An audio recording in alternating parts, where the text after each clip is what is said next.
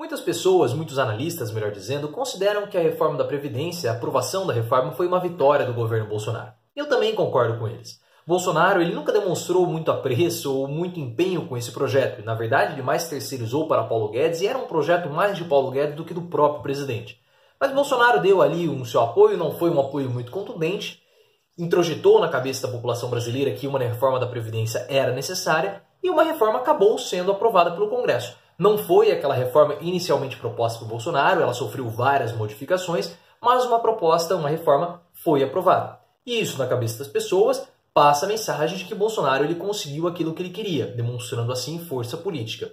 Só que mesmo sendo uma vitória para Bolsonaro, a aprovação da reforma da Previdência, pelo menos no primeiro turno, ela traz alguma perda para o presidente. E a principal perda de Bolsonaro é que ele não tem mais um projeto para tocar. E principalmente ele não tem mais um conflito com o qual ele pode utilizar para brigar com a oposição. Sem a reforma da Previdência, começa a ser discutida agora a reforma tributária, que nós aqui já fizemos um vídeo no canal do Professor Leonardo. Vou deixar o link aqui na descrição para que você possa acompanhar esse vídeo sobre a proposta da reforma tributária que está sendo ventilada, que foi desenvolvida pelo deputado Baleia Rossi, do MDB São Paulo, e que pode acabar com a Zona Franca de Manaus. Então isso é uma situação bem delicada que nós precisamos discutir e ela não vai ter a mesma facilidade, com certeza, da reforma da Previdência, porque isso mexe com interesses de vários estados. Mas esse assunto já discuti em outro vídeo, vou deixar o link aqui na descrição. Mas qual é a segunda perda? A segunda perda é que Bolsonaro já não tem mais um instrumento de conflito. E você sabe que Bolsonaro ele é uma pessoa do exército, ele é um militar, ele é um soldado, ele é um combatente. Então ele cresce no momento de conflito. Ele passou vários anos no Congresso como sendo uma pessoa ali praticamente ignota. Ninguém sabia quem era Bolsonaro, ou ninguém, eu falo ninguém, o Brasil inteiro, né? Ninguém em proporções nacionais. Ele tinha ali os seus apoiadores, ele tinha ali o seu público que ele votava, mas ele começou a ganhar notoriedade, principalmente com o CQC, quando ele começou a aparecer e sempre com embate, sempre fazendo declarações polêmicas que acabavam chocando com o status quo, chocando com o senso comum. E isso fez com que ele tivesse projeção e depois ele começou a degladiar com o João Willis, degladiar com a Maria do Rosário e a projeção dele acabou sendo catapultada. Então ele precisa do conflito, ele cresce no conflito, ele quer o conflito, ele busca o conflito. Por isso que ele até mesmo desenvolveu um inimigo invisível, que é o comunismo. O comunismo não existe mais e ele continua querendo falar comunistas, Foro de São Paulo, toda aquela ladainha que as pessoas já conhecem, porque com o conflito o Bolsonaro se desenvolve.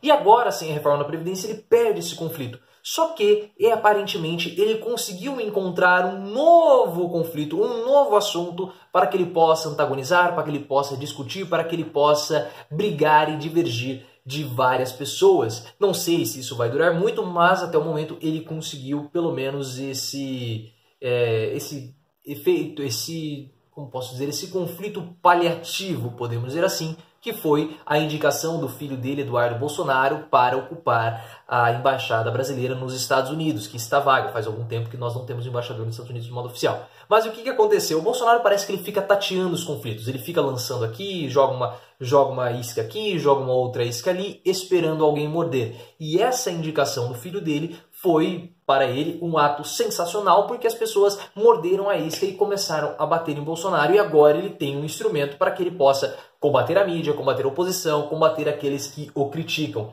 E ele já está fazendo isso. Prestem atenção no discurso do que ele falou hoje na Câmara dos Deputados. O presidente Bolsonaro fez uma nova defesa pública para indicação de seu filho e deputado federal Eduardo Bolsonaro para o cargo de embaixador nos Estados Unidos. Essa é uma reportagem de hoje que está no portal UOL. A oposição contesta a sinalização e alega que seria uma forma de nepotismo, mas ele não está nem aí para que é nepotismo. Porque, na verdade, o que ele quer é que tenha um conflito. Quando ele viu que a oposição o atacou, quando ele viu que a mídia o atacou, ele falou assim, opa, é aí mesmo que eu vou continuar apurrinhando a mídia, é por aí mesmo que eu vou continuar tocando esse assunto.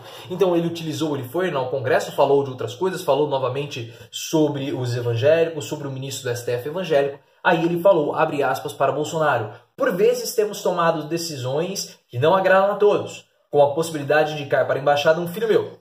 se está sendo tão criticado pela mídia, é sinal de que é a pessoa adequada, disse em evento no plenário na Câmara. Ou seja, segundo Bolsonaro, o filho dele é adequado porque a mídia o está criticando. E o Eduardo Bolsonaro falou que ele fritava hambúrgueres e por isso ele tinha experiência para ser embaixador brasileiro nos Estados Unidos. Mas é claro que tudo isso é justamente para criar aquele burburinho que nós conhecemos da guerra híbrida. Começa a ser ventilada possibilidades, começam a ser divulgadas informações por meios não tradicionais de comunicação para deixar as pessoas e principalmente a imprensa perplexa. E depois Bolsonaro ele surge como elemento restaurador da ordem ou ele faz outra coisa apenas para distrair a atenção da mídia e nesse caso para causar conflito, porque esse é o modo de Bolsonaro governar. Já faz 7 meses, nós já começamos a ficar acostumados com isso. E olha só que interessante, o site antagonista, que muitas pessoas criticam, traz algo peculiar a respeito dessa nomeação do Eduardo Bolsonaro para ocupar a Embaixada Brasileira em Washington. Dentre as razões que levam Jair Bolsonaro a indicar Eduardo como embaixador em Washington, está o temor pela segurança do filho. E aí o antagonista fala, o Gabinete de Segurança Institucional está em baixa mesmo. O GSI, que não fez o seu trabalho direito, nas palavras de muitas pessoas, principalmente do próprio Carlos Bolsonaro, o Carluxo, e permitiu que uma pessoa viajasse, um oficial, viajasse com 39 quilos de cocaína em um avião da FAB. Isso pegou muito mal para o GSI, inclusive pegou mal para o general Augusto Heleno, que está sendo aí cogitado como sendo próximo da fila de demissão dos ministérios. E o próprio antagonista, essas duas reportagens do antagonista foram publicadas hoje, dia 15. E o próprio antagonista foi além. Governo em mobilização pró-Eduardo. Então perceba, o governo, agora que ele viu que as pessoas estão criticando a indicação do Eduardo Bolsonaro como sendo para ser embaixador do brasileiro nos Estados Unidos, agora o governo ele vai de fato se mobilizar, porque é isso que ele quer. O governo ele quer o antagonismo, ele quer o combate, ele quer o confronto. Aí vamos ler a reportagem do antagonista. O governo já mobiliza articuladores políticos e técnicos jurídicos para aprovar o nome de Eduardo Bolsonaro no Senado e contestar ações judiciais contra a indicação dele à Embaixada dos Estados Unidos, dada como quase certa segundo o Globo. A primeira frente trabalha na estratégia de comunicação para minimizar possíveis desgastes. Outra frente, composta pelas equipes de Wagner Rosário, da CGU, e André Mendonça, da AGU, já estaria preparando pareceres favoráveis à nomeação. Então, o que aconteceu? Quando o Bolsonaro viu que as pessoas criticaram, para ele foi um enorme deleite, porque agora ele pode mais uma vez estabelecer aquele tão esperado conflito. E parece que ele vai mobilizar as forças do seu governo, mobilizar os seus aliados para poder entrar de fato nesse conflito, que é mais a nova polêmica, é mais uma dessas novas polêmicas de Bolsonaro. Porque sem a reforma da Previdência ele não tem mais nada para governar. O que Bolsonaro vai fazer após a aprovação da reforma da Previdência? Vai entrar em um hiato de programas? Vai demonstrar que o governo não tem nada preparado? Isso pode ser muito ruim para ele. Então o que ele precisa fazer? Ele precisa começar a fomentar uma discussão, fomentar um novo conflito, até que a próxima pauta do governo, que possivelmente vai ser a reforma tributária, esteja preparada e aí, mais uma vez, ele possa continuar tocando o governo. Mas ele não tem, como Bolsonaro não teve projeto de governo, ele vai empurrando o governo dele com a barriga. E ele precisa chegar até em 2020 com um capital político adequado para ser cabo eleitoral de alguns candidatos às prefeituras em cidades que são consideradas chave, como São Paulo, Rio de Janeiro, Porto Alegre, grandes colégios eleitorais, porque assim ele vai conseguir demonstrar apoio político, demonstrar cacife político para trazer a reboque aquela parte que nós estamos aqui no canal chamando de direita democrática. O que seria direita democrática? Só é aquela direita que não é a extrema direita.